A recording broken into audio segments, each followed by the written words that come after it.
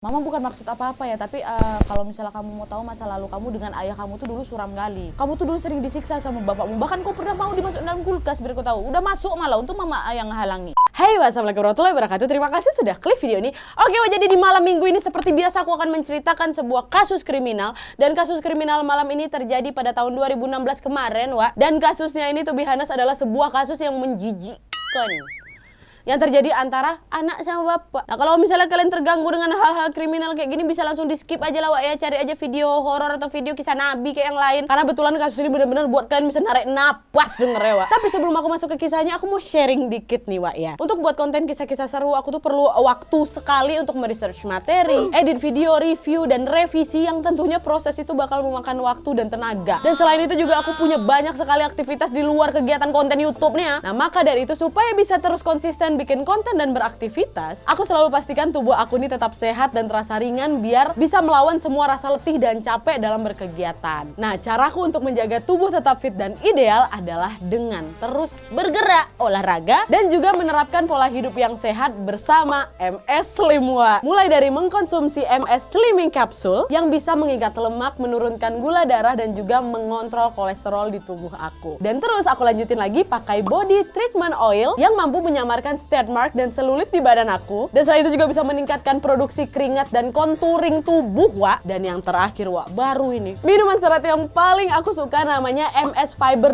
Drink, Wak. Nah, jadi Fiber Drink ini adalah minuman berserat yang memang bermanfaat sebagai carb blocker gitu loh, Wak, di tubuh kita. Selalu aku konsumsi setiap hari, Wak, karena rasanya juga enak tuh loh. Bentar ya.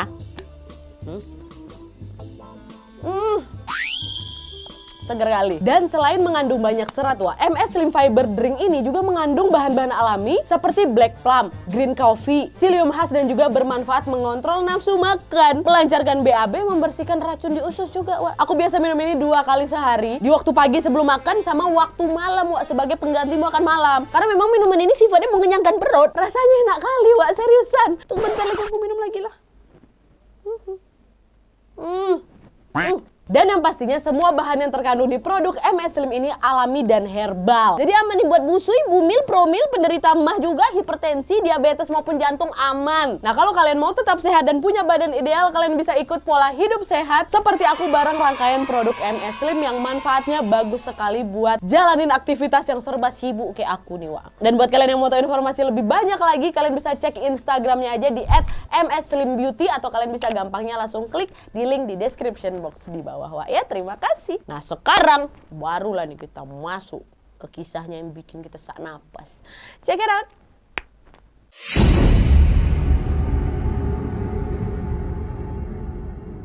Oke, Wak, jadi kisah ini dimulai pada tahun 1995. Jadi ceritanya adalah nih seorang pemuda berusia 20 tahunan berasal dari New York, Amerika Serikat, bernama Stephen Pledel.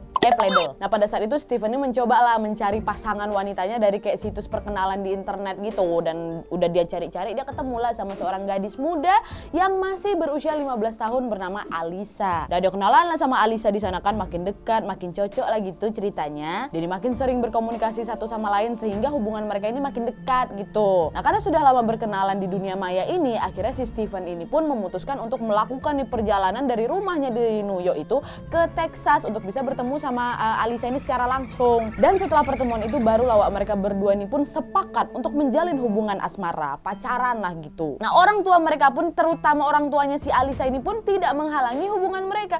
Justru orang tua Alisa ini sangat merestui hubungan ini, meskipun memang Alisa ini kan bisa dikatakan masih anak-anak kali kan, masih 15 tahun loh. Terpaut usianya juga lumayan jauh nih Mas Stephen ya. Kayak misalnya kita masih SMA terus pacaran sama kuliah kan dulu kayaknya kok tua kali pacarmu kayak gitu kan. Tapi enggak, Wak, direstui sama orang tuanya. Sampai akhirnya mereka pun melanjutkan lah itu hubungan mereka lebih dekat lagi. Sampai-sampai si Alisa ini hamil, Wak, anak si Stephen itu setelah dia menjalani hubungan selama 2 tahun bersama si Stephen. Dan pada bulan Januari tahun 1998, Alisa yang pada saat itu masih berusia 17 tahun pun yang ditemani oleh Stephen melahirkanlah itu seorang gadis kecil yang mereka beri nama Dennis, Wak. Nah, tapi, Wak, kedatangan bayi kecil si Dennis ini di kehidupan mereka membuat sikap Stephen ini berubah 180 derajat. Stephen yang awalnya romantis selalu sama Alisa, baiklah kayak gitu, menjadi berubah kasar, temperamen gitu. Tapi nggak sama si Alisa, sama si Dennis, bayi kecilnya ini loh. Steven ini tega wak mencubit si Dennis dengan begitu keras hingga meninggalkan memar di semua tubuhnya si Dennis itu. Dan nggak sampai di situ aja, biar kalian tahu, Alisa juga pernah mengatakan bahwa Steven ini bahkan tega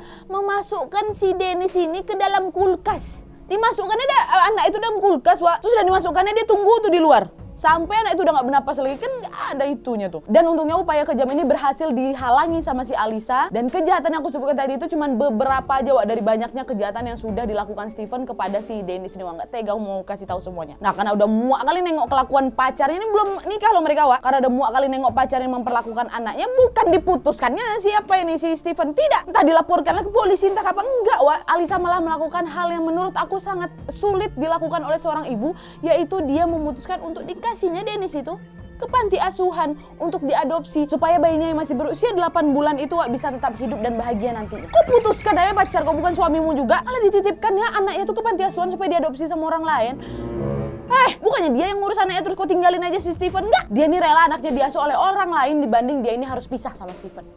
Paham aku sama kau, Alisa. Nah, sampai akhirnya berjalannya waktu, putri mereka Dennis yang berada di panti asuhan itu pun diadopsilah oleh pasangan yang bernama Anthony dan Kelly Fuscoa. Nah, pasangan ini memang digambarkan sebagai pasangan yang sangat baik hati dan open minded juga lah kayak gitu. Dan semenjak diasuh sama Anthony dan Kelly, nama Dennis ini pun diganti menjadi Katie. Ya, dan mereka pun membawalah si Katie ini tinggal di kediaman mereka di Dover, New York. Dan selama diasuh oleh si Anthony dan Kelly ini, wak, si Katie ini pun tumbuh menjadi wanita muda yang pintar, baik, energik, supel, dan sangat menggemari seni atau artistik gitulah. Son ini makin ditekuni lagi sama si Katie, wak, guna dia ini bisa mempermudah langkahnya untuk bisa masuk ke perguruan tinggi impiannya. Lurus nih jalannya si Katie kan sama asuhan Anthony Kelly nih. Dan selama tinggal bersama keluarga angkatnya ini, wak, Katie tidak pernah tahu kalau dulunya dia ini adalah korban kekerasan bapaknya, nggak pernah tahu. Tapi memang Anthony dan Kelly ini mengatakan kepada Katie bahwa sayang, kamu tuh sebenarnya anak angkat kami loh. Waktu si Katie ini sudah berada di usia yang cukup bisa membuatnya menerima kenyataan itulah. Kamu tuh sebenarnya anak angkat kami dulu pernah mengadopsi kamu pada saat kamu bayi umur 8 bulanan kayak gitulah. Gitu, oh iya ma, oh iya nggak apa-apa kok, aku juga udah mencintai kalian seperti aku mencintai ibu kandung aku sendiri. Jadi Katie ini pun nggak marah, nggak kecewa gitu loh karena orang tuanya ini memilih untuk tidak mengasuhnya, maksudnya orang tua kandungnya. Nggak apa-apa, sama aja kok, kalian tetap aku anggap sebagai ibu kandung aku juga gitu. Nah, itulah ya kehidupannya si Katie selama diasuh oleh Anthony dan Kelly ya. Terus sekarang gimana Nat kabar orang tua kandungnya si Steven sama Alisa itu? Nah, di sisi lain, wak, Steven dan Alisa ini setelah berbelas tahun dia memberikan Katie ke panti asuhan, selama ini juga Steven dan Alisa akhirnya memutuskan untuk menikah, wak, dan mereka tinggal di Henrico, Virginia. Dan pada saat itu diketahui bahwa mereka ini memiliki 2 anak perempuan. Aku nggak tahu namanya siapa, tapi kita sebut aja satu Lily, satu Mawar ya. Pokoknya mereka punya 2 anak perempuan lagi nih. Setelah hampir belasan tahun mereka menyerahkan si Katie ini untuk diadopsi ya. Nah, kenapa akhirnya si Alisa ini mau memiliki anak lagi, Nat, setelah dulunya anaknya pernah disiksa sama Steven kan? Nah, hal ini, wak, dikarenakan katanya si Alisa dia ini merasa bahwa saat ini aku kan udah masuk usia yang cukup tua lah gitu. Kami udah ngerasa lebih dewasa juga, makanya kami pun merasa lebih mampu dan siap untuk membesarkan anak-anak kami. Tapi walaupun begitu, wak, ketegangan di antara Steven dan Alisa ini pun makin meningkat lagi. Steven masih juga menjadi sosok yang pemarah, kasar, temperamen. Steven masih terus sering menghancurkan barang-barang di rumah mereka ketika dia lagi marah, dan dia masih sering berperilaku kasar juga kepada kedua anaknya mereka itu. Nah, kenapa sih Steven ini kok ya jadi kasar kali, Nat? Karena kata Alisa, wak, Steven ini menjadi setemperamen itu dikarenakan Steven ini tidak kunjung juga mendapatkan pekerjaan tetap setelah 8 tahun dia cari-cari kerjaan tetap ya. Inilah kemungkinan menurutnya si Alisa yang membebani si Steven ini untuk bisa menafkahi istri dan juga 2 anak mereka itu. Makanya dia ini jadi temperamen sama kasar lah gitu. Tapi walaupun begitu, Alisa terus berusaha menyemangati suaminya yang terus berada dalam suasana yang tidak bahagia. Tiap hari, wak, nggak pernah Steven ini nggak ngamuk-ngamuk. Dibanting semua barang-barang pecah di depannya si Lily sama Mawar itu. Pokoknya betul-betul nggak menyenangkan kali lah hidup di rumah itu. Nggak ada hangat-hangatnya sama sekali. Nanti tiap kali si Alisa, aduh aku nggak tahan kali lah minta cerai sama kok, ngamuk dia. Tiap kali ngomong pisah aja ngamuk. Siapa itu si Steven? Dari situlah Alisa ini tetap berusaha sabar untuk bisa ngadepin perangai lakinya nih, wak. Setia dia memang, cuma temperamennya aja dia nggak kuat tuh. Dah ya, itulah sedikit cerita setelah si Katie ini diadopsi dan bagaimana kehidupan mereka masing-masing setelah belasan tahun lamanya. Sekarang kita masuk lagi nih ke ceritanya si Katie ya.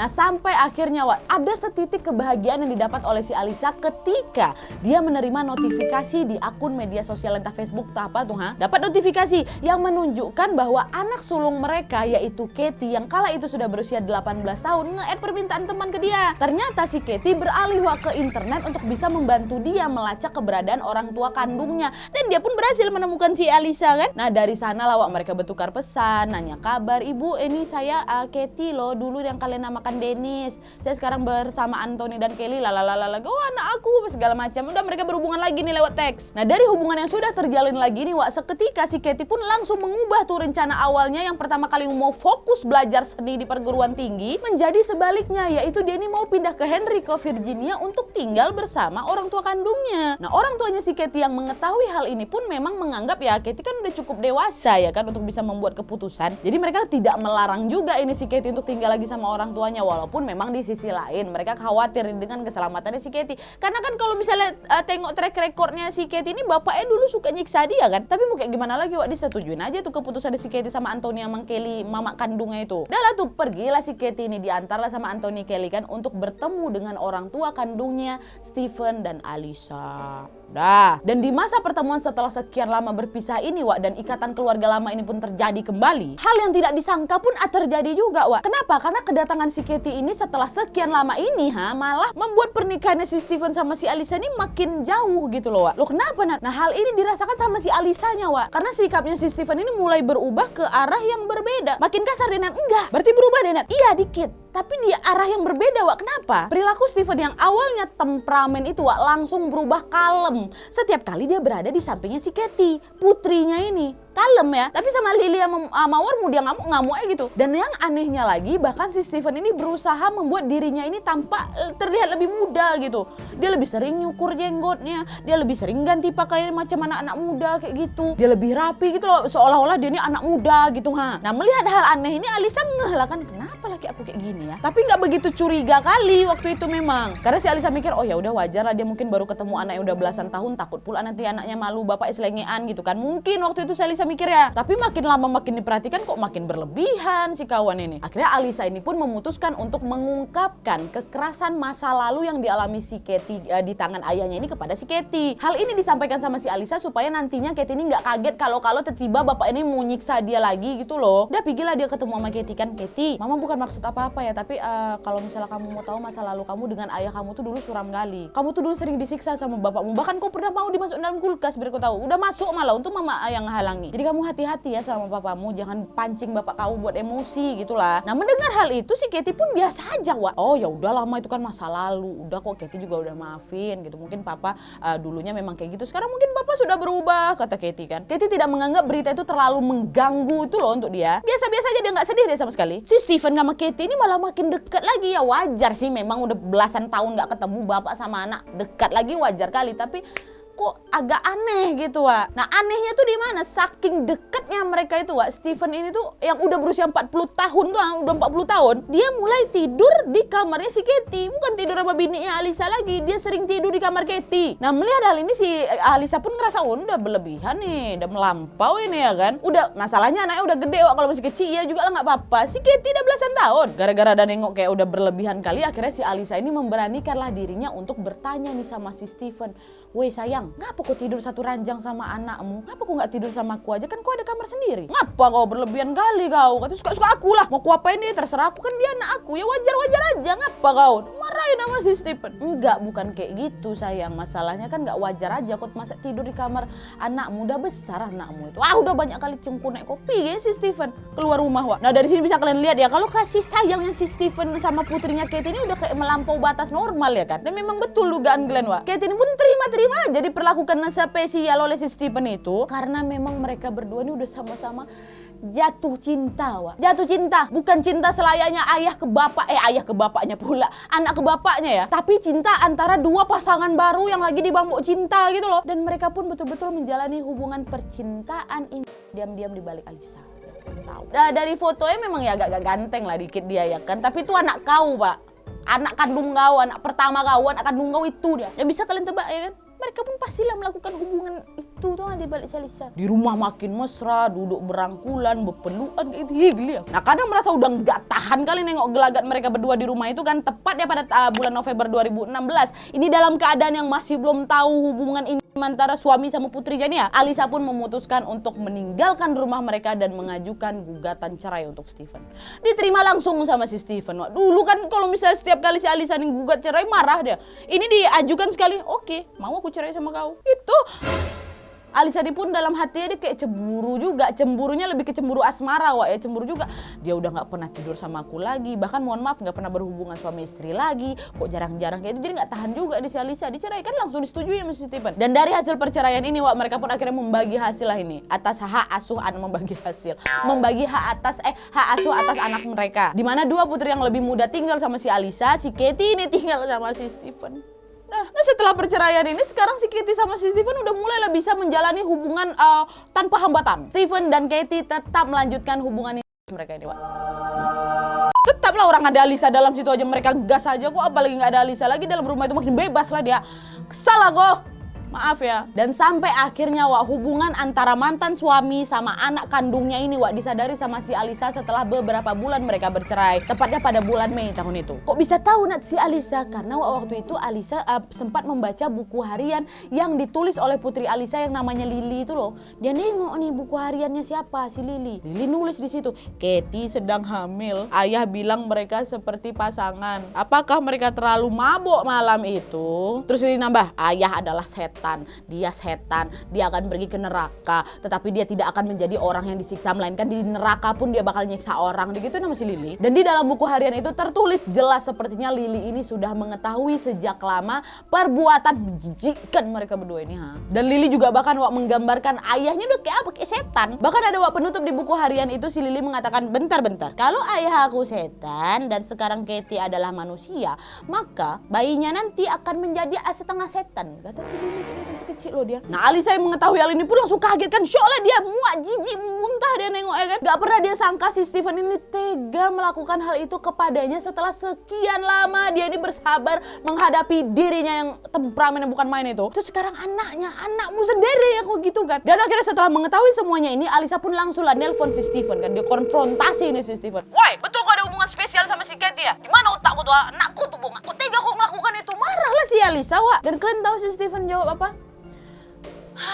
Aku pikir kau udah tahu dari dulu kalau kami sedang jatuh cinta. Itu katanya. Ya Allah, anakku loh itu Steven. Gila gue, sakit gue ini.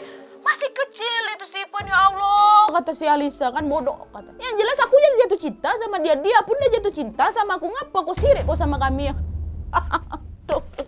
Dimatikannya langsung telepon. Apa nggak spot jantung si Alisa denger itu? Aku pun emosi. Dan nggak berhenti di situ aja, Alisa pun akhirnya berinisiatif, Wak, untuk menyelamatkan Katie putrinya ini dengan cara melaporkan hubungan ini ke kantor polisi. Pak, ini ada hubungan incest, Pak, anak saya sama mantan suami saya ini. Diduga anak saya sudah hamil akibat perbuatan dia. Coba Bapak cek, tangkap si Steven, kata Alisa kan. Akhirnya dipanggil lah itu, Wak, si Katie sama si Lily juga tuh yang nulis buku harian itu. Udahlah diwawancarailah mereka kan. Nah setelah wawancara selesai, Wak, Steven nggak ditangkap loh.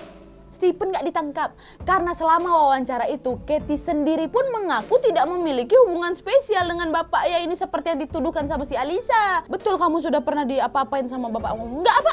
Kenapa si Lily nulis kayak gini di buku hariannya?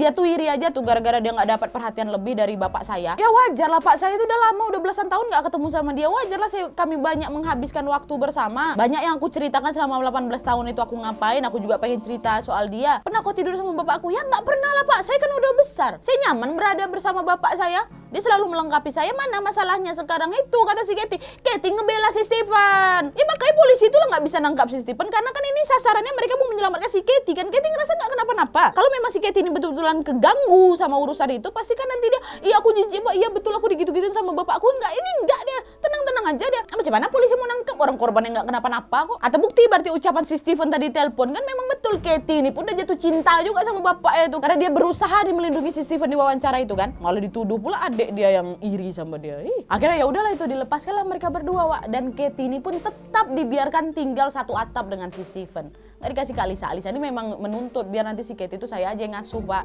Jangan si Steven ada nggak beres-beres ya si Steven. Orang ada masalah ya balik lagi lah dia sama bapaknya. Dan hal yang paling mengejutkan lagi lagi-lagi terjadi pada musim panas tanggal 20 Julinya si Stephen sama si Katie ini pergilah dia ke Maryland dan mereka memutuskan untuk menikah. Mereka menikah. Anak bapak kandung ini menikah.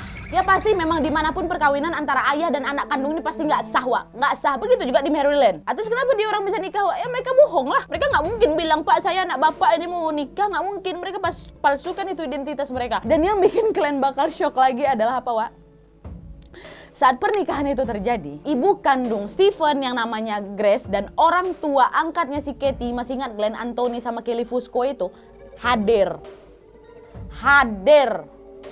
Mereka hadir di pernikahannya si Katie sama si Stephen. Tahu mereka anak orang itu anak bapak? Tahu. Bahkan ada kan ini foto mereka yang nampak sumringah kali itu. Tersenyum mereka menikmati pernikahan si Stephen dan Katie. Dan pada saat itu juga Katie lagi hamil besar kali udah perutnya itu. Ini bertiga ini tahu loh hubungan ini ya sekali lagi. Tapi dibiarkan aja sama mereka. Terlebih yang ku heran itu si Anthony yang mekili ini loh. Satu hal dia udah tahu itu anak bapak kandung. Yang kedua kan kau tahu dulu Katie ini juga jadi korban kekerasan si Stephen juga waktu dia masih kecil. Kok biarkan itu? Ampun aku nengok kau. Pernah tuh waktu itu si Kelly ditanya kenapa kau biarkan anakmu nikah sama bapak kandungnya sendiri. Kalian tahu dia jawab apa? Ya karena kami ngerasa kami harus melakukan itu karena ini adalah bentuk dukungan kami kepada putri angkat kami ini. Kami harus terus mendampinginya pada saat dia mengambil keputusan besarnya. Betul kau harus mendampingi anakmu dalam keputusan besar. Tapi nggak masuk keputusan kayak gini lah. Gila kalian. Mana lo itu? Udah lanjut.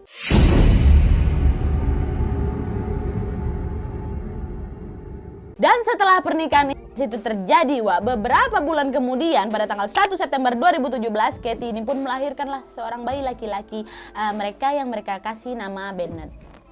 Nah, anak bapaknya tuh. Dan kemesraan keluarga kecil ini pun ya rutin pula si Katie ini post di akun-akun medsosnya, rutin foto dia sama bapak ya itu waktu nikah, foto dia sama dia postnya di Instagram. Nah inilah yang ngebuat akhirnya pernikahan mereka nggak bertahan lama. Kenapa? Karena adalah pasti beberapa kenalan mereka yang ngetahui pernikahan itu kan setelah melihat foto-foto yang dipost sama siapa, sama si Katie, apalagi si Alisa. Ini kayaknya Stephen sama si Katie ini anak bapak lah. Kenapa mereka bercium? Kenapa mereka kawin? Nggak betul ini, banyak yang lapor ke kantor polisi. Apalagi si Alisa ini, nikah mereka nggak betul, ini nggak betul. Banyak laporan yang masuk ke kantor polisi. Itulah yang membuat akhirnya Stephen sama si Katie ini langsung ditangkap 4 bulan kemudian tepatnya Januari 2017.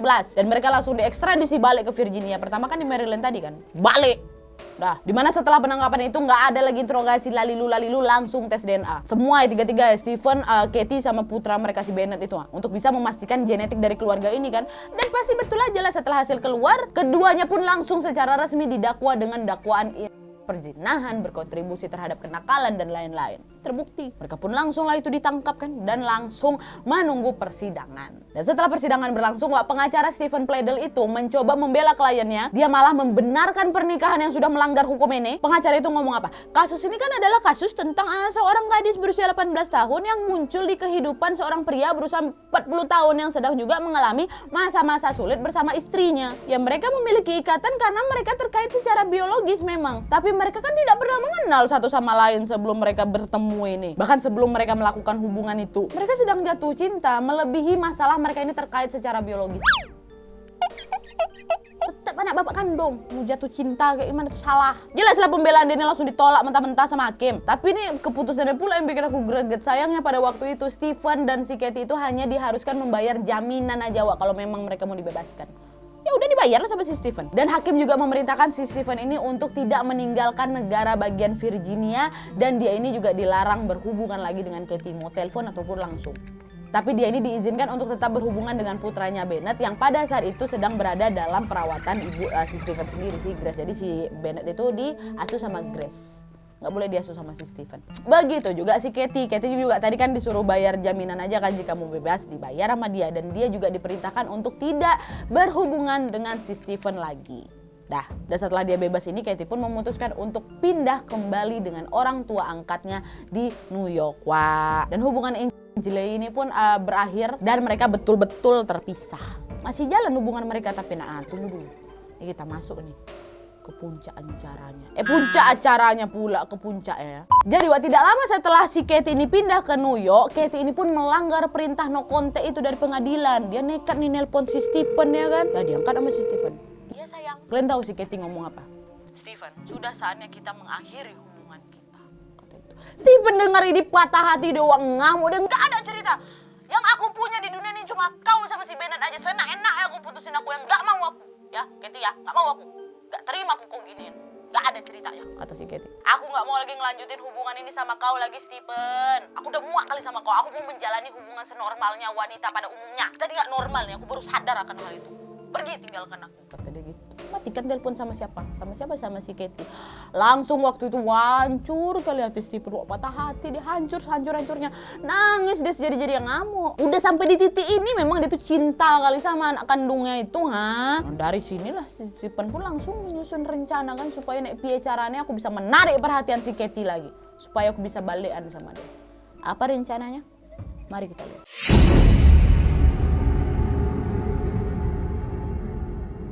Nah jadi ceritanya tepatnya pada tanggal 11 April 2018 si Stephen ini pergilah ke rumah mama si Grace kan untuk menjemput putranya yang masih bayi nih si Bennett ini. Dia bilang, "Mak, aku bawa si Bennett bentar ya, aku mau pergi ke New York mau nemuin Katie juga sama dia." "Loh kan nggak boleh woi kau ketemu lagi sama si Katie." "Nggak apa-apa, makanya mama jangan bilang-bilang sama orang," kata si Stephen kan. "Ya udah aku ikut ya, nggak usah lagi, biar bisa aku sendiri. Mak di sini aja." Grace pun aja dia, "Oh ya udah aku hati-hati aja sampai ketahuan gitu." "Ya," kata gitu. Udah masukkanlah si Stephen Bennett dalam mobil kan. Pergilah bapak sama anak ini. Tapi tanpa diketahui sama si Grace, ternyata si Stephen ini malah membawa si Bennett ini ke rumahnya. Bukan dibawa ke New York, bukan. Masukkanlah si Bennett dalam rumahnya kan, dan kalian tahu. Di sana si Stephen langsung dicekik ya Bennett, sampai Bennett berhenti nafas. Aduh, babyku. Udah, meninggal udah Bennett. Dan setelah melakukan ini, Stephen pun langsung membiarkan tubuh mungilnya Bennett ini yang sudah tidak bernyawa dikurungnya dalam lemari. Dah, keluar nih, tanduk ini. Tahan dulu juga. Ini masih awal dari amuan si Stephen, belum berhenti sampai situ aja dah. Udah selesai dihabisinnya si Bennett kan, dikunci pintu, taruh kunci di keset. Betul memang taruh di keset. Pergi dia, meninggalkan rumah. Dan dia melanjutkan mengemudi sejauh 600 mil sepanjang malam untuk pergi ke New York, di mana dia sudah merencanakan untuk menghadapi Katie. Dan pada dini hari keesokan harinya, setelah si Stephen ini tiba nih di rumah Anthony sama Kelly Fusco kan, Stephen nunggu nih dekat sudut rumah. Dia sabar nunggu dalam mobil sambil nguntit tuh keluarga si Anthony dari dalam minivan birunya itu. Stephen tahu dengan jelas bagaimana rutinitas keluarga Fusco sehari-harinya, di mana mereka ini pasti tiap harinya akan pergi mengunjungi nenek angkatnya si Katie di Connecticut. Dan betul aja setelah sabar dia nunggu di luar kan, sesuai perkiraannya, si Anthony sama Kelly pun keluarlah dari rumah menuju truk pickup mereka dan melaju meninggalkan rumah. Berdua aja memang, Kelly nggak ikut. Nengok mereka jalan, Stephen pun langsung lah buntutin mereka dari belakang kan. Nah Stephen yang memang udah nggak bisa nahan amarahnya lagi nih, pas dia tengok mobil si Fusco ini berhenti, Stephen pun ikut berhenti. Tapi di sampingnya langsung dia keluarkan itu kan pistol, tembak ya mereka, tembak semua.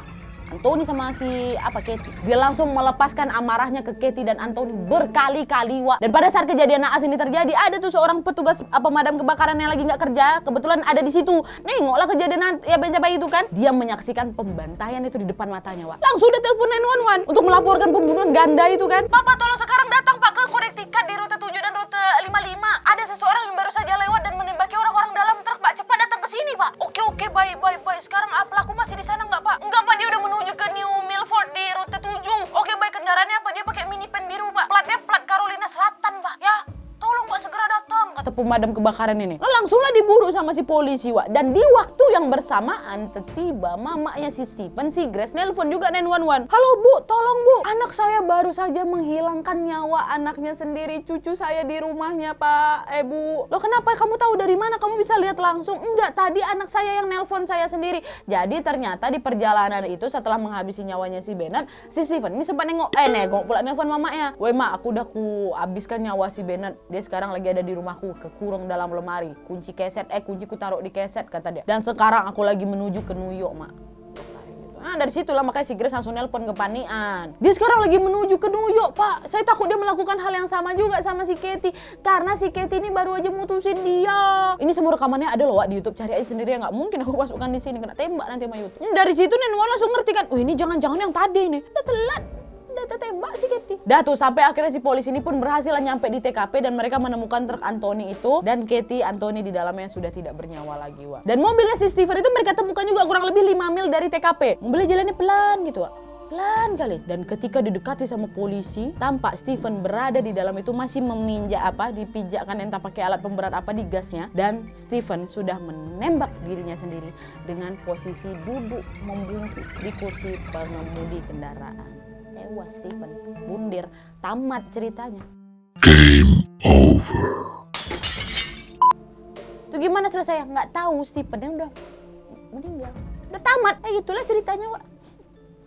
Yang jelas setelah meninggalnya si Stephen ini, Stephen tidak meninggalkan apa-apa pastinya. Dia tidak ada penjelasan kenapa dia melakukan semua ini. Dan 3 orang tidak bersalah kehilangan nyawa mereka di jam-jam terakhir hidupnya si Stephen. Alasannya apa? Entah. Tapi nggak usah disebut alasannya, pasti kalian juga udah tahu kan dengan jelas nih apa motif dari penghilangan nyawa yang dilakukan sama si Stephen. Ya karena Stephen ini nggak terima diputusin sama anaknya. Sakit hati dia kan. Stephen yang memang dari sananya udah temperamen bukan main lah kali orangnya nih ya. Jelas gampang kali lah terpancing. Dan tega melakukan hal ini kepada 3 orang yang tidak bersalah ini. Rest in peace, Baby Bennett, Katie, dan Anthony Fusco. Mau kusalahkan tapi udah jadi korban juga ya kan si Katie nih. Bennett sama Anthony yang kasihan. Anthony pun mau ku marahin perkara kau biarkan anakmu incest juga jadi korban juga. Jadi ya udahlah rest in peace aja lah kalian bertiga ya. Baby Bennettnya kasihan. Ya semoga tenang lah. Si Stephen usahlah lagi didoakan. Salah kau lah puncak semua ini. Dah. Oke, Wak, jadi itu tadi kisahnya. Gimana menurut kalian? Udah cukup sesak napas kan dengar kasusnya? Sama, aku saking nggak tahan yang kalian mau ceritain ini, aku live kan dulu kemarin di Instagram kan. Tapi semoga kita dijauhi sama hal-hal kayak gini ya, Wak ya. Amin ya robbal alamin. Kalian perhatikan. Memang mungkin insya Allah jangan pernah terjadi di sini ya kan. Tapi kalau ada gelagat-gelagat yang mencurigakan antara anak dan bapak yang kalian kenal, selidiki. Tanya, ikuti insting. Kalau ini nggak betul ini kayaknya. Lakukan yang harus kalian lakukan. Jangan diam aja, nyesal nanti, ya kan? Udah, sampai sini aja lah. Aku pengen kali dengar pendapat kalian soal kasus ini di kolom komentar di bawah. Makasih. Oke, Wak, jadi sekian dulu videonya. Terima kasih banyak yang sudah menonton. Kalau kalian suka video ini, klik like-nya. Jangan lupa komen di bawah untuk ide dan saran-saran untuk video selanjutnya. Jangan lupa nyalain notifikasinya supaya kalian tahu kalau aku upload video baru. And as always, jangan lupa untuk klik tombol subscribe supaya kalian sama-sama tahu informasi menarik dan menegangkan dari channel aku. See you next video, Bye.